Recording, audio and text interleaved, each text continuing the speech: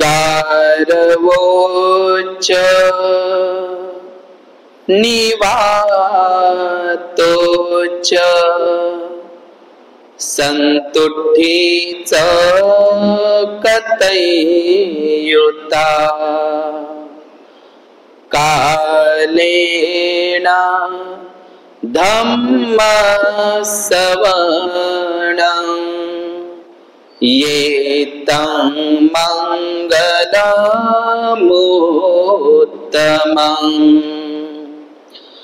खन्ति च सोवचसता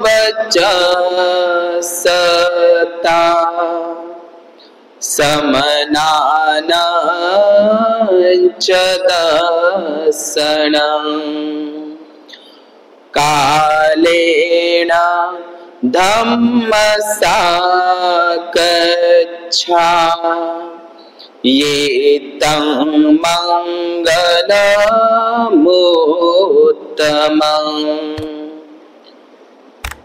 योग्य समयी धम्म श्रवण करणे हे उत्तम मंगल आहे। कालेन धम्म साकच्छा एतं मंगलम उत्तमं। धम्म साकच्छा म्हणजेच धम्मचर्चा, धम्मचर्चा करणे, धम्मचर्चा घडवून आणणे हे उत्तम मंगल आहे। या उत्तम मंगलाच्या दिशेनं विश्व शांतीदूत, विश्ववंदनीय या जगाचा प्रकाश, द लाईट ऑफ वर्ल्ड विश्वदीप, महान कारुणिक अरहंत सम्यक संबुद्ध देवानंद पियदसी धम्मदायाद महान सम्राट अशोक मौर्य, बोधिसत्व विश्वरत्न, सिम्बॉल ऑफ नॉलेज, जग बदलणारा बाप माणूस डॉक्टर बाबासाहेब आंबेडकर या तीनही महामानवांना अभिवादन करून रमाई बुद्धविहार, नाचनगाव, पुलगाव परिसरातील सर्व श्रद्धाशील बौद्ध उपासक तसेच उपासिका यांना सविनय नमोबुद्धाय आणि जय भीम आणि मंगलाची कामना। आज डॉक्टर बाबासाहेब आंबेडकर असं म्हणतात की जो समाज आपला इतिहास विसरतो तो समाज इतिहास निर्माण करू शकत नाही। इतिहास दोन कारणांनी लक्षात ठेवायचा असतो, आठवायचा असतो, स्मरणात ठेवायचा असतो। इतिहासाचं वाचन याकरता करावं की इतिहास हा माणसाला प्रेरणा देतो, स्फूर्ती देतो आणि इतिहास हा सावधगिरीचा इशाराही देतो। म्हणून या प्राचीन जम्बूद्वीप भारताचा इतिहास दुसरा तिसरा काही नसून श्रमण संस्कृती आणि ब्राह्मण संस्कृती, ज्याला क्रांती आणि प्रतिक्रांतीचा इतिहास डॉक्टर बाबासाहेब आंबेडकरांनी नमूद केलेला आहे। आज या ठिकाणी या प्राचीन जम्बूद्वीप या भारतामध्ये ज्या महान सम्राट अशोकांनी 84,000 धम्मस्कंध, तथागत बुद्धांचे तर 84,000 महाविहार, महास्तूप, 84,000 महाविहारे, 84,000 महास्तूप, 84,000 धम्मस्तंभ आणि 84,000 धम्म शिलालेख ज्या महान सम्राट अशोकांनी कोरले। जगभर बुद्धाच्या धम्माचा प्रचार प्रसार त्यामुळे झाला आणि चौथी धम्मसंगीती जी काश्मीरला भरवण्यात आली आणि या चौथ्या धम्मसंगीतीमध्ये कुशाण राजा, बौद्ध सम्राट कनिष्क यांनी चौथ्या धम्मसंगीतीमध्ये भिक्खूंच्या आज्ञेवरून पहिल्यांदा या जगामध्ये बुद्ध रूप, बुद्धाचं प्रतिबिंब, बुद्ध मूर्ती निर्माण करण्यात आली महान सम्राट कनिष्काच्या काळात. मथुरा बुद्ध मूर्ती कला केंद्र आणि गांधार मूर्ती बुद्ध मूर्ती कला केंद्र या दोन बुद्ध मूर्ती कला केंद्राच्या माध्यमातून महान सम्राट कनिष्कांनी, ज्या सम्राट अशोकांनी 84,000 विहार उभारली होती, त्या 84,000 विहारामध्ये, महाविहारामध्ये 84,000 बुद्धांच्या मूर्तीची प्रतिष्ठापना केली. या भारताचा इतिहास ज्या महान या महाराष्ट्रामध्ये ज्या सातवाहन बौद्ध राजांनी, बौद्ध सम्राटांनी संपूर्ण महाराष्ट्रभर बौद्ध लेण्यांचं खोदकाम केलं.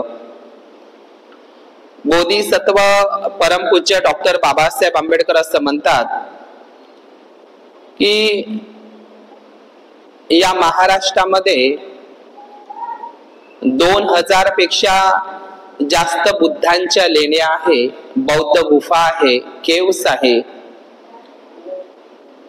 ह्या बौद्ध लेण्या सर्वाधिक जास्तीत जास्त बौद्ध लेण्या ह्या महाराष्ट्रामध्ये असल्यामुळे महाराष्ट्र हा एकेकाळी 100% बुद्धिस्ट होता.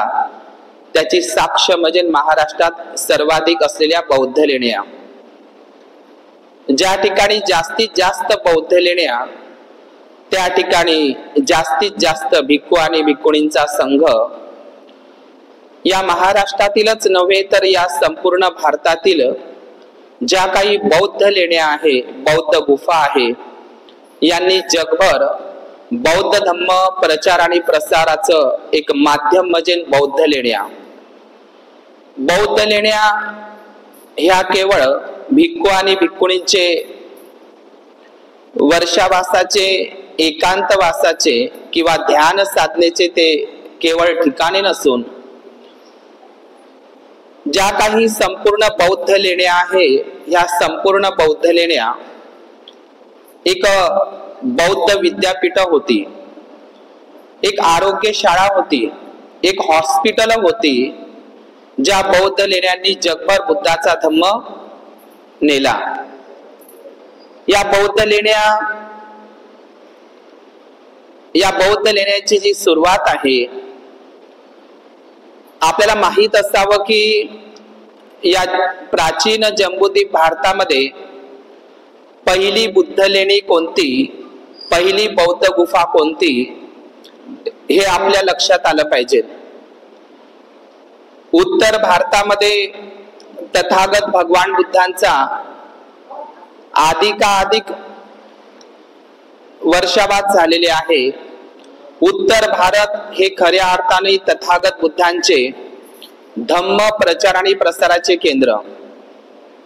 या उत्तर भारतामध्ये जो बिहार प्रांत आहे, बिहार हे नाव विहार या शब्दावरूनच पडलेलं आहे आणि विहार या शब्दावरूनच महाविहार किंवा ज्याला महाबोधी महाविहार आपण असं म्हणत असतो. विहार, बिहार आणि महाविहार.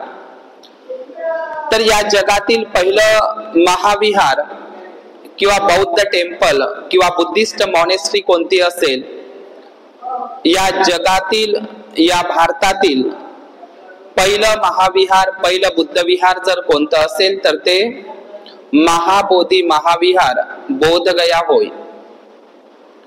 या बिहार मध्ये म्हणजेच उत्तर भारतातील बिहार मध्ये बुद्धाचे पहिले महाविहार, याच उत्तर भारतामधील बिहार राज्यामध्येच जगातील पहिली मानव निर्मित बौद्ध गुफा, बौद्ध लेणी, आणि या उत्तर भारतामध्ये बिहार राज्यामध्येच जगातील महान सम्राट अशोकांचा प्रथम शिलालेख सुद्धा उत्तर भारतात बिहार मध्येच आहे. म्हणजे बुद्धाचे पहिले महाविहार बुद्धाच्या बौद्ध भिक्खूंसाठी निर्माण झालेली जगातील भारतातील पहिली बौद्ध लेणी आणि या भारतातील सम्राट अशोकाचा पहिला शिलालेख म्हणजेच उत्तर भारतातील बिहारमध्ये। तर ही या भारतातील जी पहिली बुद्ध लेणी ज्या दशरथ मौर्य आणि महान सम्राट अशोक मौर्य यांनी जी बुद्ध लेणी पहिली भारतातील बुद्ध लेणी ज्या बुद्ध लेणीचे नाव बराबर बुद्ध लेणी आहे। बराबर बुद्ध लेणी ही बिहार राज्यामध्ये जहानाबाद जिल्हा आणि गया रेल्वे स्टेशन पासून अवघ्या 27 किलोमीटर अंतरावर मौर्य काळ 322 ते 185 ईसापूर्व या कालखंडामध्ये ग्रेनाइट पहाडीच्या पर्वतामध्ये ही पहिली बुद्ध लेणी कोरण्यात आली। त्या बुद्ध लेणी ह्या बराबर बुद्ध लेण्या किंवा ही बराबर बुद्ध लेणी ही बिहार मधली जगातील पहिली बुद्ध लेणी आहे।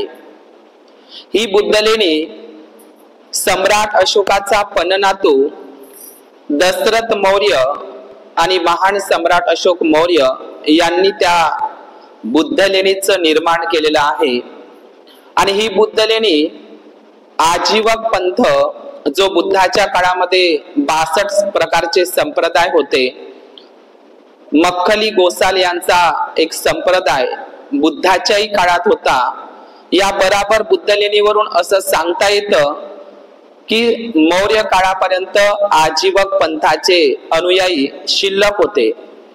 सुरुवातीला ही बराबर बुद्ध लेणी आजीवक पंथाच्या अनुयायांना आणि नंतर बौद्ध भिक्खूंना वर्षावासासाठी ही बराबर बुद्ध लेणी दान करण्यात आली। तर ही दान त्या ठिकाणी इन्स्क्रिप्शन आहे की ही बुद्ध लेणी महान सम्राट अशोकांनी दान करत असताना म्हणजे आपण मिलिंद प्रश्न या ग्रंथामध्ये सुद्धा मक्खली गोशाल जो आजीवक पंथ आहे या आजीवक पंथाचा उल्लेख मिलिंद प्रश्न या ग्रंथामध्ये सुद्धा आलेला आहे। बोधिसत्व बाबासाहेब लिखित बुद्ध आणि त्यांच्या धम्म ग्रंथामध्ये सुद्धा आलेला आहे। सांगायचं तात्पर्य हेच आहे की मौर्य काळापर्यंत आजीवक पंथ अस्तित्वात होता आणि या आजीवक पंथांच्या शिष्यांकरिता आणि बौद्ध भिक्षूंच्या वर्षावासाकरिता ह्या बराबर बुद्ध लेण्या बिहार मधील दान करण्यात आल्या। या बराबर बुद्ध लेण्या ग्रेनाइट पत्थर मधल्या आहे आणि इतकं सुंदर नक्षीकाम त्या ठिकाणी आहे। आणि जगातील पहिला अभिलेख महान सम्राट अशोकाचा पहिला शिलालेख सुद्धा बराबर बुद्ध लेणीमध्येच आहे। शिलालेखांचे महान सम्राट अशोकांनी एकूण 5 भाषांमध्ये आपले शिलालेख कोरलेले आहे आणि शिलालेखांचे एकूण 3 प्रकार आहे। गुहालेख म्हणजेच गुफालेख,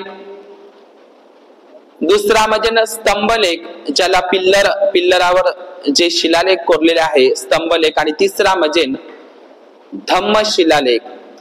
तर असे एकूण शिलालेखांचे 3 प्रकार आहे। त्यापैकी जगातील महान सम्राट अशोकाचा पहिला शिलालेख म्हणजेच गुहालेख बराबर बुद्ध लेणीमध्ये आहे। तर हा शिलालेख काय सांगतो? वाही यक कुभा दसले तेन देवाना पियेना आनंतलियं अभिषितेना आजीविकेहि बदन्तेहि वाशवास निषिद्ध वाये निषिद्धे आचंदम कुलिय। जोपर्यंत चंद्र सूर्य तारे आहे तोपर्यंत या ठिकाणी भिक्खूंनी वर्षावास करावा असा उल्लेख आहे।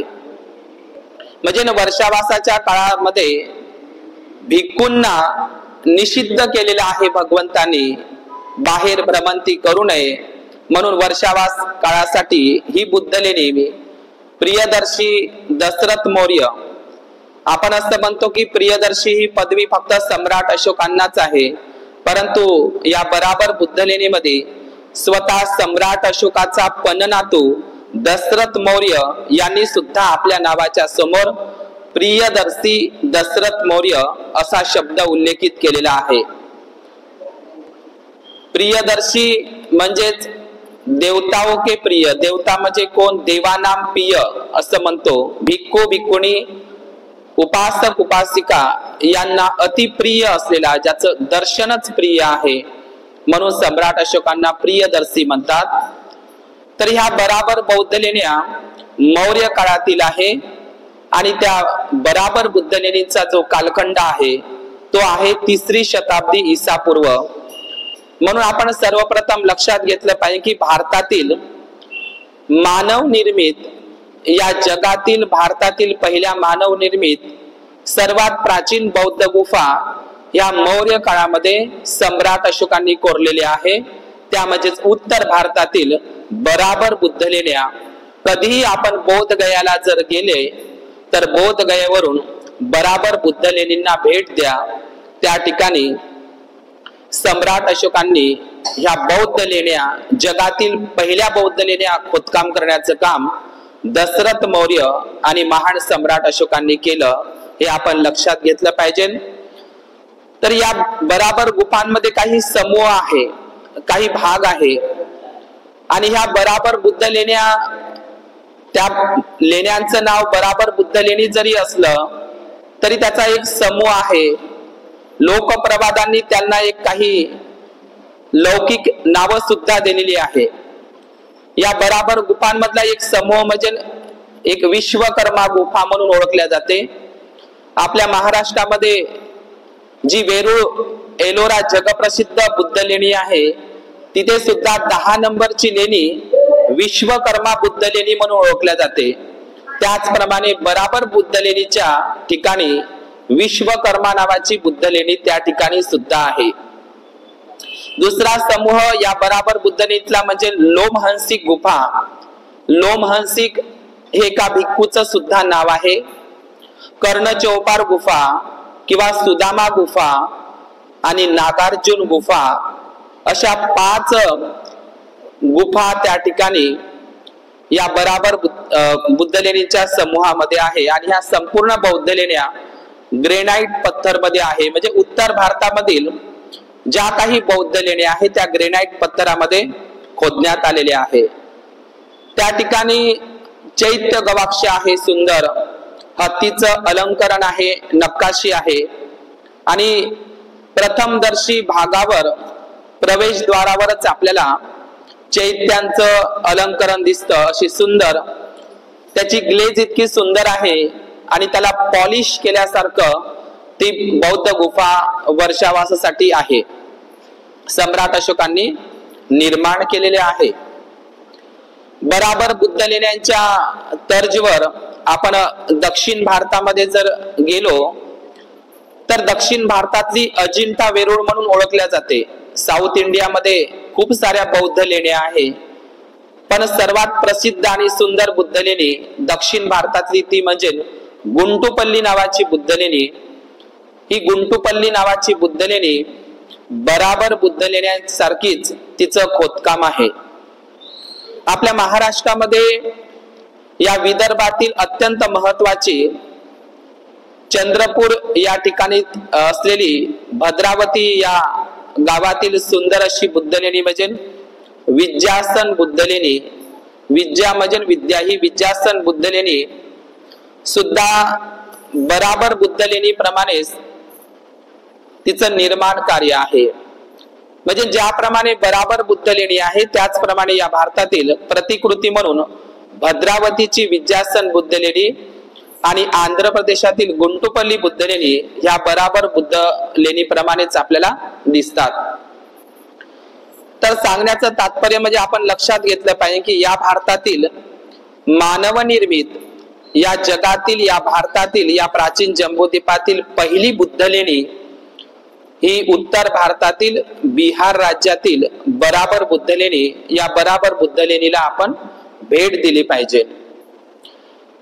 यानंतर आपण या ठिकाणी वळूया की या भारतातील दुसरी बुद्ध लेणी कोणती. तर या भारतातील दुसरी बुद्ध लेणी म्हणजे बुद्धाच्या काळामध्ये दक्षिण कोसल जो भाग ओळखला जात होता, आता त्याला छत्तीसगड म्हणतात. बुद्धाच्या काळामध्ये त्याला दक्षिण कोसल म्हणायचे आणि या दक्षिण कोसल मध्येच या भारतातील या जगातील पहिली म्हणजे दुसरी बुद्ध लेणी, पहिली बुद्ध लेणी बराबर बुद्ध लेणी आणि या भारतातील दुसरी बुद्ध लेणी म्हणजेच दक्षिण कोसल छत्तीसगड येथील बुद्ध लेणी. वास्तविक पाहता ते महामाया, बुद्धाची आई महामाया हिचे 36 मंदिर त्या छत्तीसगडला असल्यामुळे त्याला छत्तीसगड म्हणतात. किंवा तथागत बुद्धांचा 37 बोधिपक्षीय धम्म आहे. भगवान बुद्धांनी आपल्या धम्माची शिकवण 37 अंगांनी स्पष्ट करून सांगितलेले आहे, म्हणून ते छत्तीसगड सुद्धा आहे आणि एक 37गड सुद्धा आहे. जसं महाराष्ट्रामध्ये 40 गाव आहे, जळगाव जिल्ह्यामध्ये हा 40 आकडा म्हणजे भगवान बुद्धांचे 40 कम्मठाण आहे. या महाराष्ट्रामध्ये गोंदिया जिल्हा म्हणून प्रसिद्ध आहे. वास्तविक पाहता ते नाव अलीकडे बदललेलं आहे. ते वास्तविक पाहता नागगोंड लोक, जे प्राचीन काळातील नागवंशी बुद्धिस्ट लोक होते, तर ते गोंडिया नाव बदलून आधुनिक नाव गोंदिया करण्यात आलं. तर या भारतातील दुसरी बुद्ध लेणी आपण लक्षात घेतली पाहिजे, ती म्हणजे छत्तीसगडला आहे.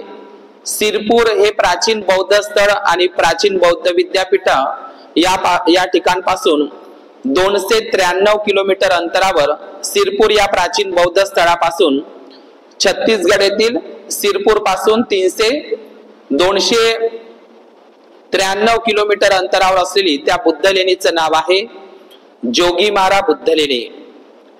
जोगी म्हणजे काय तर योगी. आपल्याला माहित आहे भगवान बुद्धांची योग मुद्रा आहे जिला ध्यान मुद्रा म्हणतात.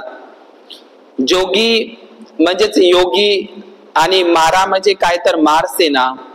ज्या योगीने, ज्या तथागत बुद्धाने पंचमारे पराजित्वा, ज्या 5 मार सेनेवर विजय प्राप्त केला, तर अशा प्रकारे सरगुजा जिल्ह्यामध्ये या भारतातील दुसरी बुद्ध लेणी म्हणजे जोगीमारा बुद्ध लेणी आहे. आणि ती बुद्ध लेणी रामगड या पहाडीवर आहे. रामगड म्हणजे काय तर ज्या ठिकाणी भिक्खू संघाचा आराम असतो त्याला संघारामगिरी म्हणतात किंवा संघारामगड म्हणतात. त्या ठिकाणीच या रामगड पहाडीमध्ये ही जी या भारतातील दुसरी बुद्ध लेणी आहे जोगीमारा बुद्ध लेणी छत्तीसगड, ही बुद्ध लेणी सुद्धा महान सम्राट अशोकांच्या कालखंडामधील आहे आणि महान सम्राट अशोकांनीच त्याचं खोदकाम केलेलं आहे. आणि ही बुद्ध लेणी जोगीमारा बुद्ध लेणी 300 ईसा पूर्व शतकातील आहे. आणि ही सुद्धा या भारतातील दुसऱ्या क्रमांकाची बुद्ध लेणी मौर्य काळातीलच आहे. या बुद्ध लेणीचं जे शोध आहे 1875 मध्ये या दुसरी बुद्ध लेणी जोगीमारा बुद्ध लेणीचं संशोधन झालं. या जोगीमारा बुद्ध लेणीमध्ये काही पाली प्राकृत शिलालेख सुद्धा आहे. या भारतातील दुसरे गुहालेख म्हणून या जोगीमारा गुहालेख, आणि हे गुहालेख हे शिलालेख खऱ्या अर्थाने महान सम्राट अशोकांनीच या जोगीमारा बुद्ध लेणीमध्ये कोरलेले आहे. या जोगीमारा बुद्ध लेणीमध्ये काही भित्तिचित्र आहे, म्हणजे काही रंगीत पेंटिंग आहे. जवळच सीताबेंगरा नावाच्या गुफा सुद्धा आहे. आणि दुनियात या जगातील पहिली नाट्यशाला, ज्याला आपण थिएटर म्हणतो, या भारतातील या जगातील पहिली नाटकशाळा म्हणजेच जोगीमारा बुद्ध गुफा आहे. आणि या ठिकाणी जगातील पहिली पेंटिंग म्हणजेच जोगीमारा बुद्ध गुफा आहे. या जोगीमारा बुद्ध गुफा मध्ये काही बौद्ध स्तूप आहे, बौद्ध स्तूपांचं काही अलंकरण आहे आणि काही शिलालेख आहे. आणि ह्या जोगीमारा बुद्ध गुफा 3री शताब्दी ईसा पूर्व मध्ये ह्या बौद्ध लेण्यांचं खोदकाम झालं. जगातील बौद्ध विद्वान रिचर्ड सॉलोमन यांनी त्या ठिकाणी या शिलालेखांचं पहिल्यांदा वाचन केलं. या जोगीमारा बुद्ध लेणीतील जे काही पाली प्राकृत मध्ये ज्या ओळी आहे, एकूण 5 ओळी त्या जोगीमारा बुद्ध लेणीमध्ये आहे. सुतुनाका नाम एक देवदासी, सुतुनाका नाम एक देवदासी ने लड़कियों के लिए यह विश्राम स्थल बनाया है. की देवदिन्ना नावाची एक देवदासी आहे, एक विश्राम स्थळ म्हणून ह्या जोगीमारा बुद्ध लेणींचं खोदकाम महान सम्राट अशोकांनी केलेलं आहे. या जोगीमारा बुद्ध लेणीमध्ये काही चित्र शैली सुद्धा आहे, नाचणाऱ्या काही मुली आहे, काही संगीतकार त्या ठिकाणी वाद्य वाजवताना आहे, काही पुरुष हातीवर ते बसताना सुद्धा त्याचं एक चित्र पेंटिंग त्या जोगीमारा बुद्ध गुफांमध्ये आहे. झाडाखाली बसलेले पुरुष आहे किंवा लिलीचं फूल आहे आणि नाचणारा घोडा, नृत्य करणारा घोडा सुद्धा या जोगीमारा बुद्ध गुफांमध्ये आहे. काही लहान लहान मुली आणि एक मुलगा झाडाच्या फांदीवरती नाचताना दिसत आहे आणि झाडाच्या फांदीवर काही पक्षी सुद्धा त्या ठिकाणी विहंगम करत आहे. आणि खाली एका झाडावर एक मुलगा आहे आणि त्या झाडाच्या फांदीवर एक पक्षी आहे आणि त्या झाडाच्या सभोवताल काही नग्न स्त्रियांची चित्र आहे. आपण हे पेंटिंग वरूनच समजू शकतो की हे चित्र कुठलं आहे.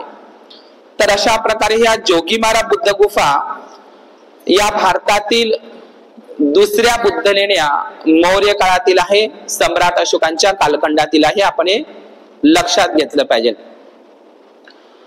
आदिमानव जेव्हा माकडापासून एक मनुष्य तयार झाला, आता आदिमानव सुद्धा हा गुफांमध्येच राहायचा. या भारतामध्ये जे पेट्रा जॉर्डन म्हणून जे ओळखल्या जातं, ज्या ग्रीक मध्ये पेट्रा जॉर्डन, ह्या पेट्रा जॉर्डनला सुद्धा या भारताच्या बौद्ध लेण्यांचा आधार घेऊनच ग्रीक मध्ये सुद्धा पेट्रा जॉर्डनच्या लेण्या गुफा तयार करण्यात आलेल्या आहे. अत्यंत महत्वाची बाब म्हणजे नेपाळ हा भाग भारताचाच एक भाग होता. अफगाणिस्तान, पाकिस्तान, ताजिकिस्तान, उझबेकिस्तान, कझाकिस्तान, तर या भारताचं प्राचीन नाव जम्बूद्वीप होतं आणि जम्बूद्वीपाचाच एक भाग होता नेपाळ. नेपाळमध्ये बुद्धाचा जन्म झाला नाही.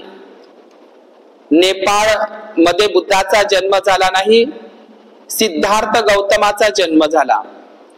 नेपाळ हा जम्बूद्वीप भारताचाच एक भाग आहे. नेपाळ हा काही वेगळा देश नाही, आता वेगळा असेल. म्हणून या जम्बूद्वीप भारतामध्ये नेपाळ हा जो प्रांत आहे, या नेपाळमध्ये मुस्तांग नावाच्या बौद्ध गुफा आहे. आणि त्या ठिकाणी आश्चर्य वाटेल, या नेपाळमध्ये मुस्तांग या ठिकाणी या पहाडीमध्ये 10,000 बौद्ध लेण्या आहेत. 10,000 बौद्ध लेण्या तुम्हाला जगाच्या पाठीवर कुठेही सापडणार नाही. त्या फक्त आणि फक्त नेपाळमध्ये आहे, म्हणजे प्राचीन जम्बूद्वीप या ठिकाणी. तर ह्या मुस्तांग बौद्ध लेण्या 10,000 बौद्ध लेण्या आहे. आणि त्या 10,000 बौद्ध लेण्यांमध्ये काही भित्तिचित्र आहे, काही रंगीत पेंटिंग आहे. जगातील आश्चर्य आहे की त्या 10,000 बुद्ध लेण्या, मुस्तांग बुद्ध लेण्या, त्या ठिकाणी बौद्ध भिक्षूंचे काही कंकाल सापडलेले आहे, बौद्ध भिक्षूंचे काही भिक्षापात्र सापडलेले आहे. आणि बौद्ध भिक्षूंनी त्या मुस्तांग बौद्ध लेण्यांचा ध्यान साधनेसाठी, एकांतासाठी, वर्षावासासाठी, धम्म प्रचार आणि प्रसारासाठी त्याचा उपयोग केलेला आहे, त्यांचा आश्रय घेतलेला आहे. म्हणजे अत्यंत आश्चर्य वाटावं अशा मुस्तांग बौद्ध लेण्या नेपाळमध्ये आजही अस्तित्वात आहे. आपण उत्तर भारतामध्ये जर कधी गेलं तर आपण बोधगयापासून काही अंतरावर काही बौद्ध लेण्या आहे. तर त्या बौद्ध लेण्या आपल्याला सगळ्यांना माहित आहे. बोधिसत्व सिद्धार्थ गौतमांनी 6 वर्ष तपश्चर्या केली. 6 वर्ष डुंगेसरी पहाडीमध्ये भगवान बुद्धांची हाईट किती मोठी, जगामध्ये सगळ्यात उंचीचा जो व्यक्तिमत्व होतं तर ते तथागत बुद्ध. आपण त्या डुंगेसरी पहाडीला जर गेलो बुद्धगयेपासून तर ते डुंगेसरी पहाडी एकदम निमुळती आहे. आपण कल्पना करू शकत नाही की तथागत बुद्ध त्या ठिकाणी 6 वर्ष कसे राहिले असेल, कसे त्यांनी त्या ठिकाणी तप केलं असेल, कशी खडतर तपश्चर्या केली असेल हे आपल्याला सांगता येतं. तर तथागत बुद्धांनी 6 वर्ष तपश्चर्या केली. ते ठिकाण सुद्धा उर्वेला वनातील डुंगेसरी गुफाच होती. आजही ती गुफा अस्तित्वात आहे. आणि म्हणून बिहारमध्ये ज्या बौद्धगयेपासून 40 ते 45 किलोमीटर अंतरा आणखी एक बौद्ध गुफा आहे, तिला सोनभंडार बुद्ध गुफा म्हणतात.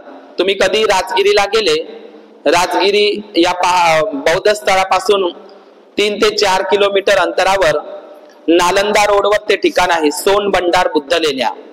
या सोनभंडार बुद्ध लेण्याच्या वरती सप्तपर्णी बुद्ध गुफा आहे. ज्या सप्तपर्णी बुद्ध गुफांमध्ये भगवान बुद्धांच्या महापरिनिर्वाणानंतर पहिली धम्मसंगीती भरली होती, जी अजातशत्रू राजांनी भरविली होती. तर ती पहिली धम्मसंगीती ज्या गुफेमध्ये भरली ती सप्तपर्णी गुफा आजही बिहारमध्ये राजगिरीच्या परिसरामध्ये आहे. आणि त्या सप्तपर्णी गुफाच्या पायथ्याशी सोनभंडार गुफा आहे. आणि ही सोनभंडार गुफा असं म्हटलं जातं, जो बौद्ध राजा आहे बिंबिसार, या बिंबिसाराचा खजाना त्या सोनभंडार गुफामध्ये होता. आणि त्याही सुद्धा ग्रेनाइट पत्थरमध्ये कोरलेल्या बौद्ध लेण्या आहेत. त्या ठिकाणी वराहदेव नावाचा भिक्खू वर्षावास करायचा, वास्तव्य करायचा असा अभिलेख म्हणजे शिलालेख सुद्धा त्या ठिकाणी आहे. उत्तर भारतातील बिहार राज्यातील म्हणजे दुसरा शिलालेख त्या सोनभंडार गुफामध्ये आहे. आणि त्या ठिकाणी प्राचीन शंखलिपी सुद्धा आहे. काही आजीवक पंथाचे, काही जैन पंथाचे आणि काही बौद्ध पंथांच्या भिक्खूंनी या सोनभंडार बुद्ध गुफेचा आश्रय घेतलेला आहे. आता ही सप्तपर्णी गुफा असो किंवा सोनभंडार गुफा असो, ह्या दोनही बौद्ध गुफा, सप्तपर्णी गुफा तशी नैसर्गिक गुफा आहे, त्या दोनही बौद्ध गुफा आपल्याला राजगीर परिसरामध्ये म्हणजे उत्तर भारतातील बिहारमध्ये दिसते.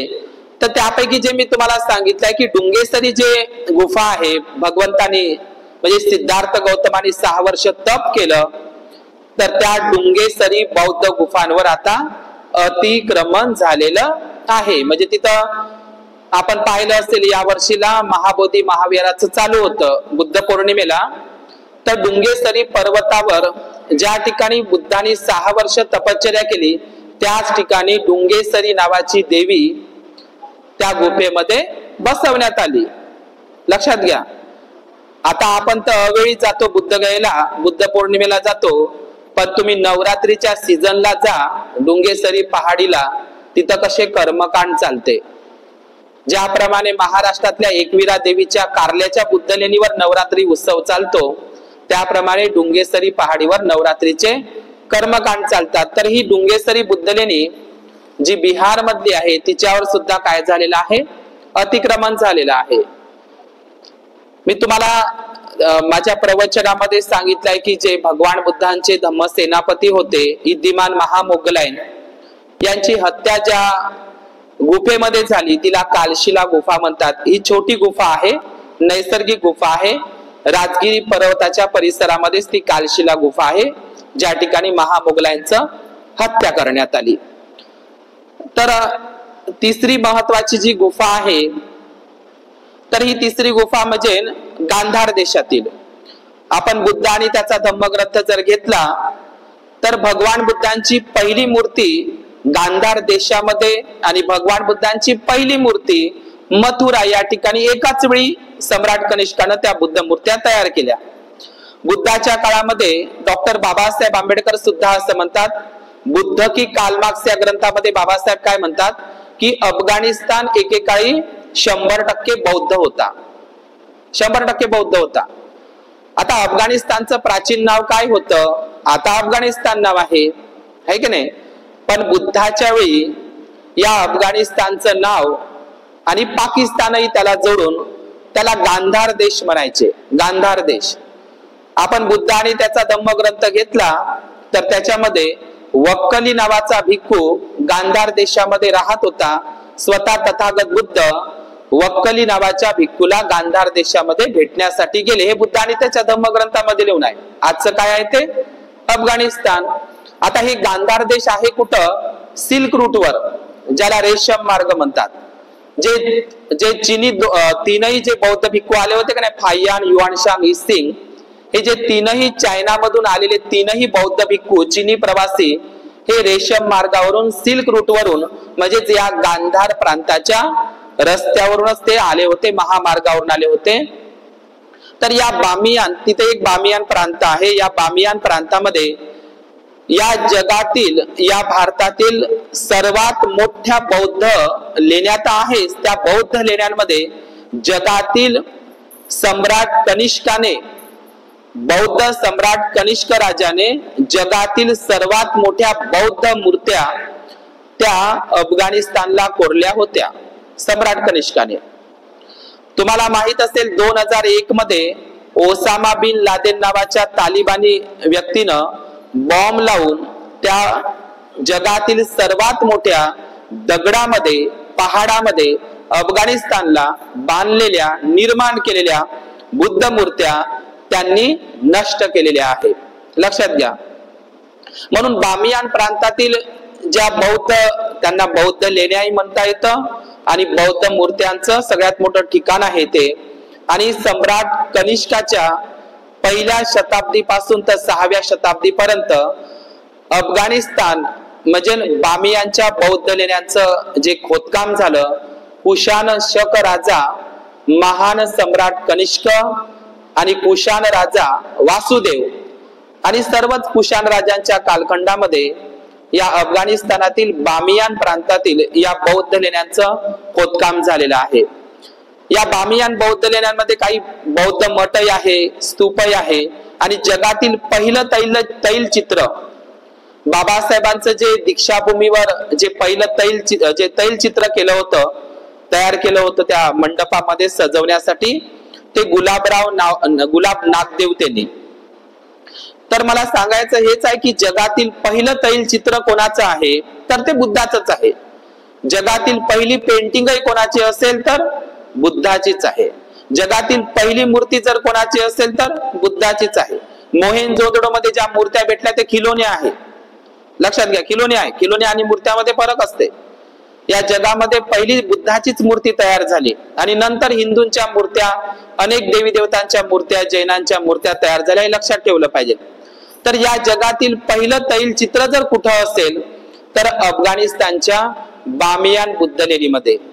आणि ते तैल चित्र तुम्हाला माहित असेल, मसाल्याचा पदार्थ म्हणून आपण वापरत होतो. त्याला काही लोक खसखस म्हणतात. आपण मराठीमध्ये त्याला खाकस म्हणतो. खाकस म्हणतो का नाही ते. आणि अक्रोट पाहिलं असेल, अक्रोटाच्या तेलापासून आणि खाकस म्हणजे खसखसीच्या तेलापासून बुद्धाची पेंटिंग बामियानला तयार करण्यात आली. आजही त्या पेंटिंग खसखसीच्या आणि त्या अक्रोटच्या तेलापासून निर्माण करण्यात आलेल्या. आजही तुम्हाला त्या पेंटिंग बामियांच्या गुफेमध्ये दिसते. तर ज्या बौद्ध मूर्त्या आहेत जगातील त्या बौद्ध लेण्यात आता नष्ट केल्या. तालिबानांना असं वाटलं की आता बुद्ध मूर्त्या, तुम्हाला माहित असेल जिथे जिथे बुद्ध हटला त्या त्या ठिकाणी युद्ध निर्माण होत असतं. अफगाणिस्तान एकेकाळी बौद्ध राष्ट्र होता. आज त्या ठिकाणी नेहमी युद्ध होत असतं तालिबानांचं, आपण पाहिलेलं आहे. तर त्या ठिकाणी काही भित्तिचित्र, रंगीत चित्र सुद्धा त्या ठिकाणी आहे. आणि ज्या सम्राट कनिष्काने ज्या बौद्ध मूर्त्या कोरल्या होत्या अफगाणिस्तानला, त्या बुद्ध मूर्त्यांवर गुप्त बुद्ध मूर्ती शैलीचा प्रभाव आहे. ससेनियन हेलेनिस्टिक कला शैलीचा प्रभाव सुद्धा त्या बुद्ध मूर्तीवर आहे. हे आपण लक्षात घेतलं पाहिजे. तर म्हणून या जगातील ज्या बौद्ध लेण्या म्हणून ज्या जगप्रसिद्ध आहेत त्या बामियान बुद्ध लेण्या. यान म्हणजे काय होते? बामियान. यान म्हणजे ज्ञान होत असते. बोधियान, यान म्हणजे पाली शब्द आहे. यान या शब्दालाच ज्ञान म्हणतात. जसं पय्या आहे. पय्या म्हणजेच काय तर प्रज्ञा. तर या ठिकाणी ज्या 3 बौद्ध मूर्त्या होत्या, 1000 बौद्ध विहार स्वतः फायान जो 5व्या शताब्दीमध्ये चीनी बौद्ध भिक्षू आला होता भारतामध्ये, म्हणजे प्राचीन जम्बूद्वीपामध्ये, त्या ठिकाणी त्यांनी 10,000 बौद्ध विहार सुद्धा बामियान परिसरामध्ये बघितले होते. 7व्या शताब्दीमध्ये आणखी एक चीनी बौद्ध भिक्खू आला होता, त्याचं नाव आहे युआनशांग. तो 15 दिवस त्या बामियान बौद्ध गुफांमध्ये राहिलेला होता. तर जगातील जे सगळ्यात जे तैलचित्र आहे, सगळ्यात जुनं तैलचित्र, बुद्धाचं चित्र, ते 7व्या शताब्दीमध्ये निर्माण करण्यात आलं होतं. ती पेंटिंग तयार करण्यात आली होती. 175 फूट उंच बुद्धाची मूर्ती आणि 53 मीटर एवढे त्या मूर्त्याचं जे मोजमाप होतं. 2000 भिक्खू त्या ठिकाणी राहायचे, त्या गांधार बामियान बौद्ध लेण्यांमध्ये. आणि त्या ठिकाणी आजही त्या बामियान बौद्ध गुफांमध्ये 12 पेंटिंग आहे. आता त्या बौद्ध लेण्या नष्ट झालेल्या आहे. पण पाकिस्तान आणि अफगाणिस्तान मधले जे काही मुस्लिम बांधव आहे, तर तिथं बुद्धाच्याच मूर्त्या निघत आहे. अफगाणिस्तान, पाकिस्तान मध्ये जेवढे काही मुस्लिम कंट्री आहे, आता ज्या ठिकाणी बुद्धाच्या मूर्त्या निघत असन पाकिस्तान, अफगाणिस्तान मधल्या जमिनीखाली, भारतात तर निघतात, मग तिथले जे मुस्लिम लोक आहे हे प्राचीन काळातले कोण असतील? बौद्धच असतील ना. पण ते लोक विसरले, आहे का नाही? तर तिथला वारसा तिथल्या जमिनीमध्ये आहे. आपल्या भारतामध्ये एक गोष्ट लक्षात घ्या, जरी 2001 मध्ये त्या ओसामा बिन लादेननं त्या 3ही बुद्ध मूर्त्या अफगाणिस्तानच्या जरी बॉम्ब लावून उडवल्या असन, तरी पण त्या बुद्ध मूर्त्या आता पुन्हा तयार केल्या जात आहे, म्हणजे बांधल्या जात आहे. मुस्लिम लोक बांधत आहे आता. त्या भारतामध्ये कुठेही बुद्ध लेणी लागली किंवा बुद्ध मूर्ती लागली जमिनीखाली, तर त्याला एक तर देवी बनवल्या जाते किंवा देव बनवल्या जाते किंवा त्याला शेंदूर लावल्या जाते किंवा त्याच्यावर कब्जा केला जाते किंवा त्याची तोडफोड केली जाते. आताच भद्रावतीला बुद्ध मूर्त्या लागल्या 2, त्याचे डोके फोडण्यात आले जाणीवपूर्वक. पण मुस्लिम लोकांनी तोडफोड केलेली आहे. पण आज पाकिस्तान, अफगाणिस्तानच्या सगळ्या संग्रहालयामध्ये बुद्धाच्या मूर्त्या ते लोक संग्रहित ठेवत आहे आणि जगातील लोक त्याच्याकडे येत आहे. पैसे मिळते ना संग्रहालयामध्ये मूर्त्या ठेवल्या तर. म्हणजे पाकिस्तान, अफगाणिस्तानचे मुस्लिम बांधव आज त्यांना बुद्ध मूर्तीचं महत्व समजायला लागलेलं आहे. ते बुद्ध मूर्त्या स्टोर करून ठेवत आहे, संग्रहालयामध्ये ठेवत आहे. पण भारतामध्ये मात्र बुद्ध मूर्त्या त्याच्यावर अतिक्रमण केल्या जात आहे. आपण लक्षात घेतलं पाहिजे. तुम्हाला माहित आहे, ज्या ओसामा बिन लादेननं त्या 3ही बुद्ध मूर्त्या बॉम्ब लावून उडवल्या, एवढ्या खतरनाक मूर्त्या होत्या. आज जगाचा तो वारसा होता. पण त्या ओसामा बिन लादेनचा किती भयानक मृत्यू झाला लक्षात घ्या. आणि अफगाणिस्तानची काय परिस्थिती आहे, नेहमी तिथं युद्ध असते, भूकमारी आहे. आज त्या बामियान बुद्ध लेणी आहे ना अफगाणिस्तान मधल्या, त्या बामियान बुद्ध लेणीमध्ये लोकांना घर राहिले नाही, तर ते तालिबानी लोक, ते अफगाणिस्तानचे लोक त्या बामियानच्या बुद्ध लेण्यांमध्ये राहत आहेत. तुम्ही मोबाईल मध्ये पहा, समजलं का? आज एवढी परिस्थिती आहे.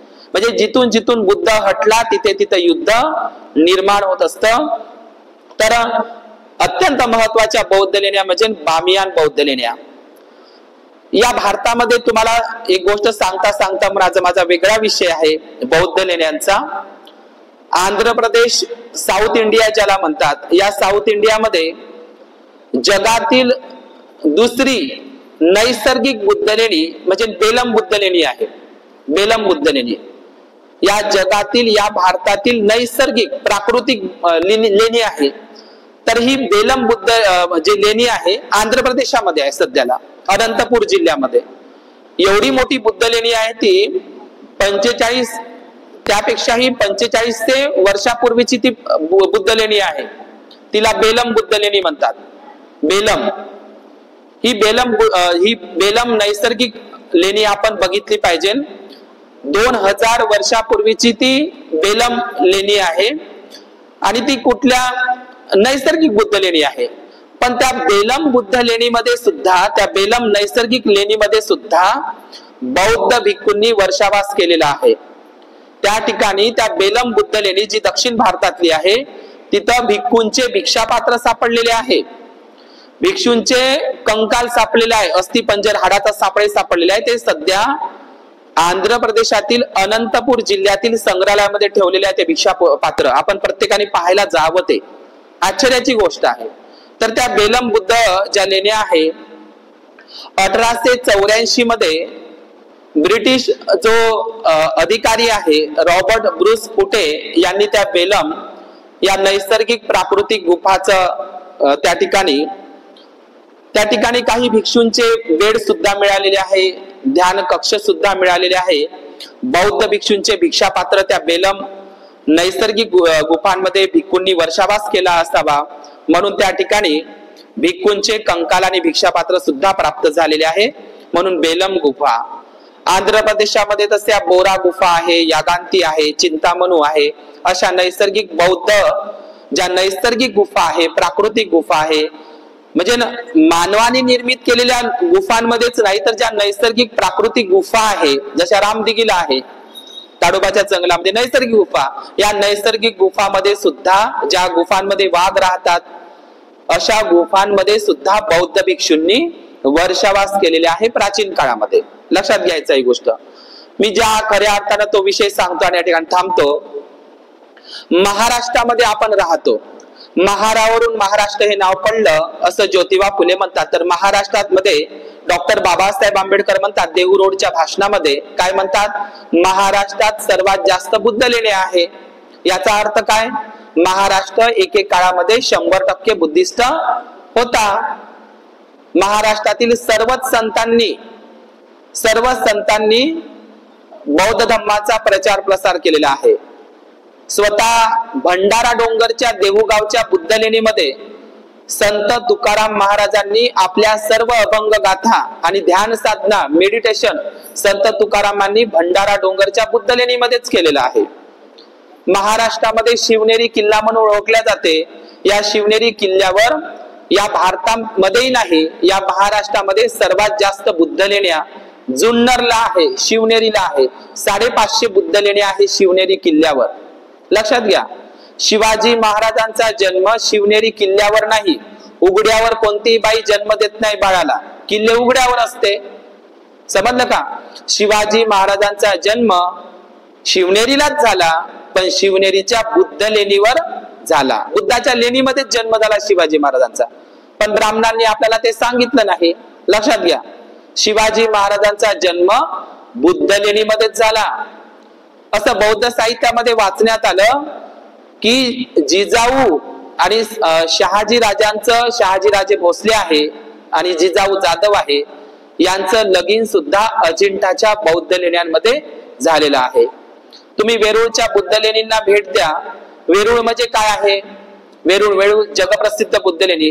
वेरूळ हे जिजाबाईचं माहेर आहे. माहेर म्हणजे सासर आहे, सासर आहे.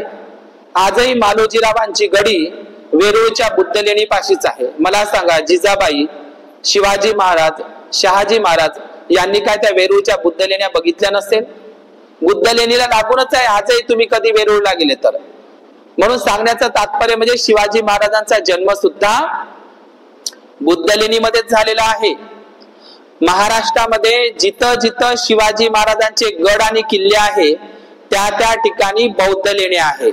शिवाजी महाराजांनी बौद्ध लेण्यांना तोडफोड केलं नाही. औरंगजेब बादशाहांनी सुद्धा बुद्ध लेण्यांना तोडलेलं नाही. औरंगजेब बादशाह कुठं राहत होते? औरंगजेब बादशाह राहत होते औरंगाबादला. कुठे राहत होते? औरंगाबादला. मग त्यांना अजिंठा आणि वेरूळच्या बुद्ध लेण्या का दिसल्या नाही? त्यांनी त्या तोडल्या असत्या औरंगजेब त्या मोगलांनी. पण लक्षात घ्या, जेव्हा शिवशाही गेली, शिवाजीचं राज्य गेलं आणि पेशवे ब्राह्मणांचं राज्य आलं, तर या महाराष्ट्रामध्ये आपण म्हणतो का नाही, महाराष्ट्रामध्ये बुद्ध लेण्यांवर अतिक्रमण झालं, बुद्ध लेण्यांवर कब्जा झाला. एकविरा देवी बसवली त्या कारल्याच्या बुद्ध लेणीमध्ये. लेण्याद्रीला अष्टविनायक गणपती बसवला, शिवनेरीला पेशव्यांनीच बसवला. एवढंच नाही तर शिवाजी महाराजांनी जेवढे काही गड किल्ले बांधले, शिवाजींनी एकही मंदिर रामाचं, कृष्णाचं, हनुमानाचं, देवीचं बांधलं नाही. कोणत्याच गड किल्ल्यावर बांधले नाही. पण संभाजी महाराजांची जशी हत्या झाली आणि ब्राह्मण पेशव्यांचं जसं राज्य आलं, म्हणजे पेशव्यांचं राज्य आलं, तर पेशव्यांनी काय केलं, शिवाजी महाराजांच्या गड किल्ल्यांवर सुद्धा काय बांधले? मंदिर बांधले. एकही उदाहरण नाही, शिवाजी महाराजांचं एकही उदाहरण नाही की त्यांनी कुठल्या तरी रामाचं, कृष्णाचं, देवीचं, हनुमानाचं मंदिर बांधलं. मंदिरं कोण बांधली? म्हणजे शिवाजी महाराजांच्या गड किल्ल्यांवर सुद्धा अतिक्रमण झालेलं आहे. त्या गड किल्ल्यांवर मंदिरं नव्हती, पण त्या ठिकाणी सुद्धा मंदिरं बांधलेली आहेत. त्या शिवाजी महाराजांच्या गड किल्ल्यावर जेवढ्या काही बौद्ध लेण्या होत्या, त्या बौद्ध लेण्यांमध्ये सुद्धा काय बसवलेले आहे? देवी देवता बसवलेले आहे, गणपती बसवले आहे. पण कोण बसवले आहे? शिवाजी महाराजांनी नाही. उलट शिवाजी महाराजांनी आणि संभाजी महाराजांनी बौद्ध लेण्यांचा रक्षण केलं आहे. शिवाजी महाराजांचे सगळे सैनिक महाराष्ट्रामध्ये सगळ्यात जास्त बुद्ध लेण्या, तर त्या बुद्ध लेण्यांमध्ये शिवाजी महाराजांचे मावळे राहायचे, आश्रय घ्यायचे. शिवाजी महाराजांनी आणि संभाजी महाराजांनी त्या बौद्ध लेण्यांची तोडफोड केली नाही, उलट रक्षण केलंय. लक्षात घ्यायचं आहे. मग शिवाजी महाराज हिंदू होते का बौद्ध होते? मग हिंदू जर असते ते, तर त्यांनी त्या बौद्ध लेण्या तोडल्या असत्या, कारण महाराष्ट्रात सगळ्यात जास्त बौद्ध लेण्या आहे.